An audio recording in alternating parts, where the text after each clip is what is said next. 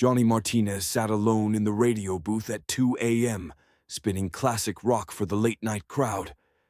To his listeners, he was just another DJ with a smooth voice and good taste in music. But Johnny's trained ear could detect signals that didn't belong on Earth. And tonight, those forgotten skills from his NASA days would make him the first person to realize that humanity was about to face its greatest threat from beyond the stars.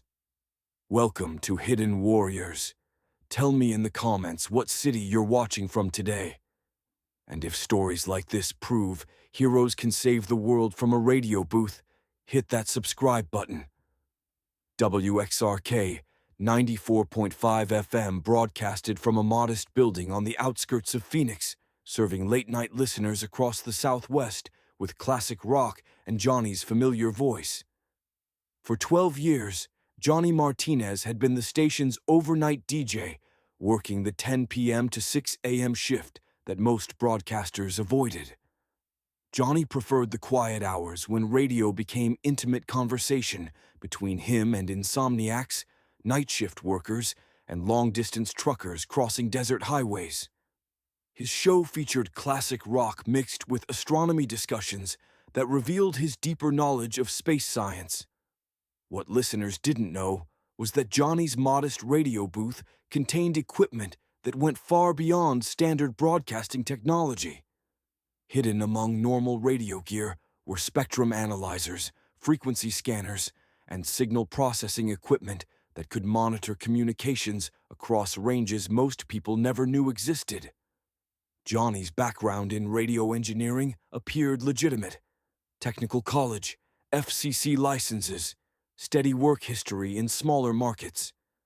But this carefully constructed identity concealed a career that had taken him to the highest levels of government space research. His real name was Dr.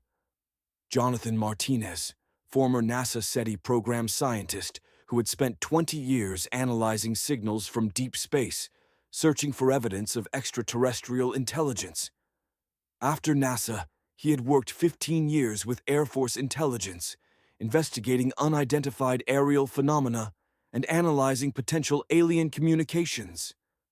Johnny's radio station assignment wasn't career decline, it was strategic positioning. Government agencies needed experienced personnel monitoring for potential extraterrestrial contact, and radio stations provided perfect cover for sophisticated signal detection operations. For 12 years, Johnny had used his overnight show to conduct classified monitoring of space communications, while entertaining listeners who never suspected their DJ was humanity's early warning system for alien contact. His equipment could detect signals from satellites, deep space probes, and sources that officially didn't exist. Most nights brought routine monitoring of known communications, but Johnny remained alert for the signals he had been trained to recognize, patterns that would indicate non-human intelligence attempting contact with Earth. Dr. Jonathan Martinez had joined NASA's SETI program in 1985, during the project's most ambitious phase of searching for extraterrestrial intelligence. His expertise was signal analysis, identifying artificial patterns in cosmic radio noise, distinguishing between natural phenomena and potentially intelligent communications. During his NASA career, Jonathan had developed revolutionary techniques for detecting structured signals in seemingly random cosmic static. His algorithms could identify mathematical patterns, repeated sequences, and organized data streams that indicated intelligent origin rather than natural cosmic radiation. But Jonathan's most significant discovery remained classified. In 1994, his monitoring station detected a series of signals that exhibited characteristics unlike anything in SETI databases. The transmissions showed mathematical complexity, structured organization, and originated from locations that suggested advanced spacefaring capability. The signals appeared to be reconnaissance communications, systematic scanning of Earth's electromagnetic spectrum, mapping human communication networks, and analyzing planetary defense capabilities. Jonathan's analysis suggested that unknown intelligence was conducting detailed surveillance of human civilization. When Jonathan reported his findings, the response was immediate classification at the highest levels. The SETI program's public mission continued, but Jonathan was transferred to a covert division that investigated potential security implications of extraterrestrial contact. His new assignment involved working with Air Force intelligence to develop protocols for handling hostile alien communications. If extraterrestrial intelligence proved to be militarily advanced and potentially threatening, someone needed to be prepared for that scenario. Jonathan spent 15 years analyzing intercepted signals that never appeared in public SETI reports. Communications suggesting systematic mapping of Earth's infrastructure. Transmissions indicating technological capabilities far exceeding human achievements. Most concerning, signals that appeared to coordinate activities among multiple sources, suggesting organized intelligence with advanced coordination capabilities. The pattern suggested preparation for eventual contact, but not the peaceful first contact that SETI publicly anticipated. The intelligence behind these signals appeared to be conducting military-style reconnaissance in preparation for operations that could include invasion scenarios. When Jonathan's Air Force assignment ended, he was offered civilian cover positions where he could continue monitoring for these classified signals while appearing to pursue normal careers. The radio DJ position was perfect. Legitimate reason to operate sophisticated radio equipment while maintaining 24-hour monitoring capabilities. At 2:47 a.m. on Tuesday night, Johnny's equipment detected signals that matched patterns he had analyzed during his classified NASA years. Multiple sources transmitting simultaneously on frequencies that penetrated Earth's atmospheric interference with impossible clarity. The signals exhibited the mathematical precision and organizational structure that indicated advanced intelligence, but their intensity and coordination suggested something far more significant than the reconnaissance communications Johnny had previously monitored. Using analysis techniques developed during his SETI career, Johnny identified at least 12 distinct transmission sources positioned in near-Earth orbit. The signals were no longer subtle surveillance. They were operational communications for coordinated activities around the planet. Johnny realized he was monitoring the preliminary phase of the alien contact scenario he had spent 30 years preparing for. But instead of peaceful first contact, these communications indicated systematic preparation for invasion operations. The transmission content revealed detailed intelligence about Earth's military capabilities, communication networks, and population centers. More alarming, the signals included coordination data for simultaneous operations at multiple locations worldwide. Johnny's analysis indicated the invasion would begin within 6 hours, time to take advantage of optimal positioning over major population centers. The scope suggested a globally coordinated operation designed to overwhelm human response capabilities before effective resistance could be organized. His first responsibility was alerting government agencies, but his attempts to contact classified emergency numbers revealed that normal communication channels were being systematically jammed. The aliens had begun isolating Earth from internal coordination, preventing human forces from organizing unified defense. But Johnny had advantages the invaders couldn't anticipate. His radio station operated on emergency broadcast frequencies that could penetrate their jamming. More importantly, his understanding of their communication protocols allowed him to devise countermeasures. Johnny began implementing procedures he had developed during his Air Force years. Using the radio station's transmission capability, he started broadcasting interference signals designed to disrupt alien coordination communications. His technique involved analyzing their signal structure in real time, then transmitting precisely timed interference that caused their communications to become unreliable. Without accurate coordination, their invasion timeline would be disrupted.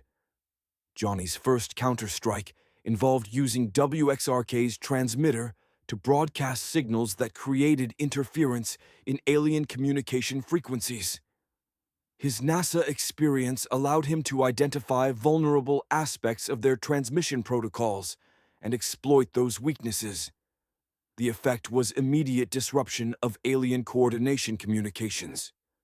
Ships that had been moving in perfect formation began exhibiting erratic behavior as their guidance systems received contradictory instructions. But Johnny's action also revealed his position to the invasion force. Alien reconnaissance identified the radio station as the source of electronic countermeasures and began focusing jamming efforts to neutralize his interference. Johnny escalated his response by activating emergency broadcast protocols that overrode normal programming across the entire Southwest radio network. Instead of music, every radio in Arizona, New Mexico, and Nevada began receiving Johnny's emergency warning about the ongoing invasion. His broadcast provided specific information about alien ship positions, their approach vectors, and the timing of planned attacks. More importantly, Johnny instructed civilian and military listeners on communication frequencies that could penetrate alien jamming. Johnny's radio expertise allowed him to establish contact with military installations that had been isolated by alien interference. Using techniques developed during his Air Force years, he created communication networks that bypassed jam channels and allowed coordinated human response. The radio station became a command center for organizing resistance against the invasion. Johnny provided real-time intelligence about alien movements while coordinating response efforts across multiple states. His most effective countermeasure was using broadcast transmitters across the radio network to create a coordinated interference grid. Multiple stations broadcasting synchronized signals that completely disrupted alien communication over large geographic areas. Without reliable communications, the precisely timed invasion became a series of isolated incidents that human forces could handle individually. Johnny's radio network had transformed a coordinated global attack into manageable local emergencies. At 5:15 a.m., Johnny detected the final alien communications indicating retreat from Earth orbit. His radio counterattack had successfully prevented the invasion by disrupting the coordination that made it possible. By 6 a.m., the last alien signals had faded beyond detection range, and Johnny returned to normal programming as if nothing extraordinary had occurred. His listeners who had heard the emergency broadcasts assumed they had experienced a realistic radio drama, never knowing they had witnessed humanity's first successful defense against extraterrestrial invasion. Official reports attributed the night's electromagnetic disturbances to unusual solar activity. Military exercises explained radar contacts and aircraft movements. The invasion that never happened remained classified at levels that ensured it would never be publicly acknowledged. Johnny continued his overnight radio show with the same familiar voice and classic rock format. But certain listeners noticed subtle changes in his programming, more frequent astronomy discussions, occasional references to signals from space, and an increased focus on emergency preparedness topics. 3 months after the incident, Johnny received classified communications from agencies that officially didn't exist. His radio station had been designated as a primary monitoring station for extraterrestrial communications, with enhanced equipment and expanded mission parameters. New transmitting equipment arrived disguised as routine station upgrades. Advanced signal processing systems were installed under cover of digital broadcasting modernization. Johnny's booth became one of the most sophisticated alien communication monitoring facilities on Earth. His cover remained perfect, late-night DJ spinning classic rock for insomniacs and truck drivers. But beneath the familiar radio personality was humanity's primary early warning system for future alien contact attempts. 6 months later, Johnny was approached by a network of radio professionals who had been quietly recruited for similar monitoring roles. Stations across the country were being equipped and staffed with personnel who could recognize and respond to extraterrestrial communications threats. Johnny's success had proven that civilian radio infrastructure could serve as an effective defense against alien invasion when operated by personnel with appropriate expertise and equipment. Have you ever wondered about the voices you hear on late-night radio? The people whose calm presence keeps you company during quiet hours, never knowing that their greatest service happens when the music stops? Share your thoughts in the comments. Subscribe to Hidden Warriors for more stories of ordinary professionals whose extraordinary backgrounds continue protecting us in ways we'll never imagine.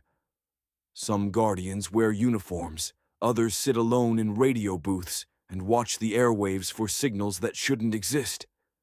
The next time you hear a late-night DJ's familiar voice, remember that they might be doing more than just playing music. They might be listening for the sounds that could save our world.